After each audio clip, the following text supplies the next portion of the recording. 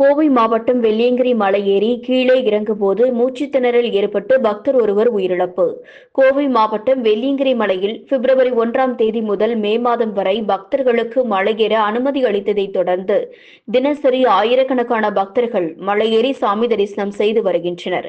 இந்நிலையில் திருவண்ணாமலை மாவட்டம் பழையனூர் கிராமத்தை சேர்ந்த சிவா என்பவர் கடந்த 20 வருடங்களாக கர்நாடக மாநிலம் பெங்களூரில் பலசரக்கு பெட்டி கடை நடத்தி வருகிறார்.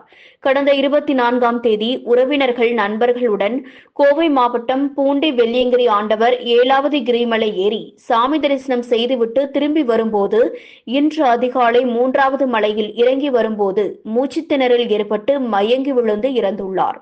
இவருக்கு நித்யா என்ற மனைவி மற்றும் 3 ஆண் குழந்தைகளும் உள்ளது. இவருக்கு கடந்த 2 வருடங்களுக்கு முன்பு இதயத்தில் பிரச்சினை காரணமாக பெங்களூரில் உள்ள தனியார் மருத்துவமனையில் இருதய அறுவை சிகிச்சை செய்யப்பட்டுள்ளது. மேலும் ஆலந்துறை போலீசார் உடலை கைப்பற்றி விசாரணை மேற்கொண்டு வருகின்றனர். தொடர்ச்சியாக இதய பிரச்சினை, சுவாச கோளாறு உள்ளிட்ட பிரச்சினை இருப்பவர்கள் மலை ஏறக்கூடாது என்று தொடர்ந்து வனத்துறையினர் வலியுறுத்துவது குறிப்பிடத்தக்கது.